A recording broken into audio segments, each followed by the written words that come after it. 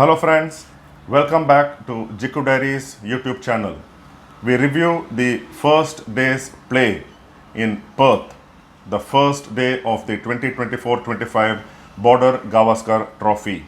What an absorbing day of Test cricket it was, with 17 wickets falling on the day, all of them to pace bowlers, with India being all out for 150 runs, and they did strike back with captain Jasprit Bumrah leading from the front, picking up 4 wickets as Australia were reduced to 67 for 7 at the draw of stumps. Australia trail by 83 runs, and day 2 tomorrow, it is important for India to remove the last 3 wickets at the earliest and have a lead, a sizable lead. 150 that India made on the first day may not be enough, but then under the circumstances, with the Indian bowlers striking back strong, it is a decent total. And the lead that India have at the draw of stumps on day 1, which is 83, if India can remove the next 3 wickets for as close to nothing, India would have done very well and then put up a better show with the bat in the second innings. But then the first day's play, 17 wickets fell, and that is the most in a day's play in a test match in Australia since 1952. So in 72 years, this is the most number of wickets that fell on a single day in Australia in a test match. The talking point of the Indian innings was the controversial dismissal of Rahul, who was given caught behind by the third umpire Richard Illingworth of England. Rahul opening the Indian innings along with Yashasvi Jaiswal was consuming time. He was looking out to play the bowlers who were taking wickets at the other end. Opener Yashasvi Jaiswal fell for 0. Number 3 batsman Devdutt Padikkal also fell for 0. And Virat Kohli was done in by a beauty. He was done in by the extra bounce of the Perth surface that he also fell for cheap.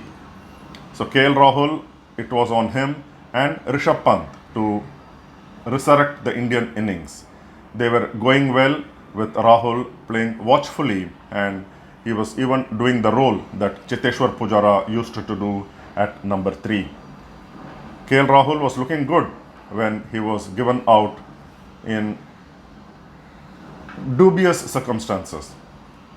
He seemed to nick Mitchell Starc behind to Alex Carey. The bowler was not convinced about it. The team took DRS, and the third umpire did not ask for enough angles to give his decision. He got the back angle, which he was clearly heard saying on the microphone that he could not make anything out of it. There was the snicko along to go with it. He was next given the side angle, which was also not convincing enough to be sure that Rahul had indeed nicked. Then he was given a long shot of a straight angle, and Illingworth had hurried his decision and adjudicated Rahul out, caught behind, because he saw the snicko show the spike, and also at the same time when the ball was passing the bat. But on closer look, with further replays available after the decision was made, it looked like the ball had not touched the bat and the bat was rubbing the pad, and that was what was the spike that was on the snickometer.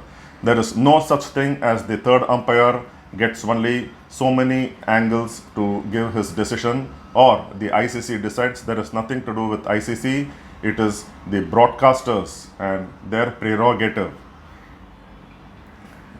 Richard Illingworth would have done well to look for more angles before giving, because KL Rahul was looking very good and he was holding up one end of the Indian innings.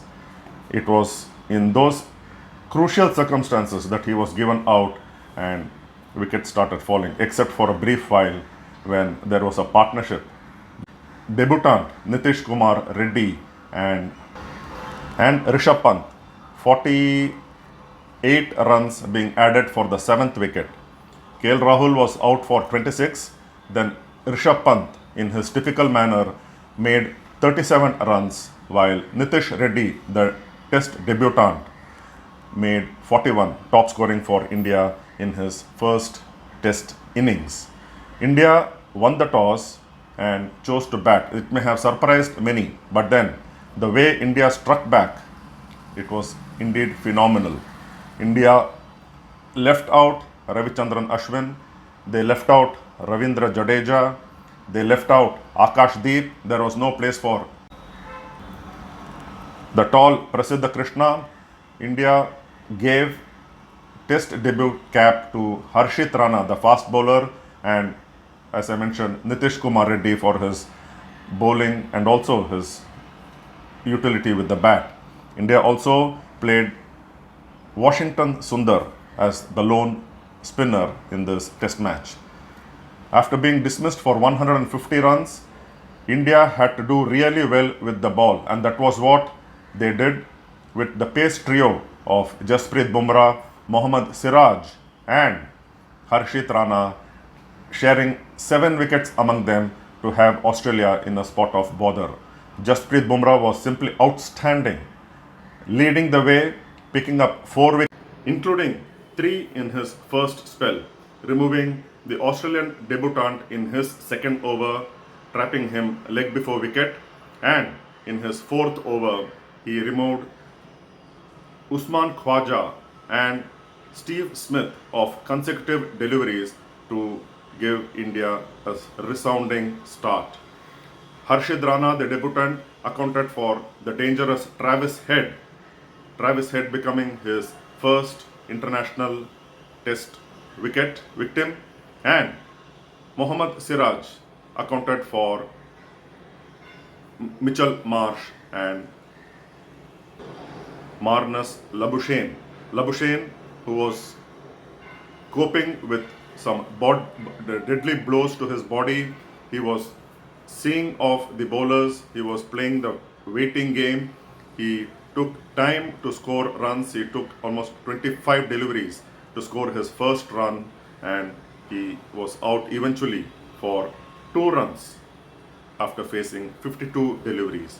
Labuschagne was trying to hold the Australian innings, but then he fell to Mohammad Siraj.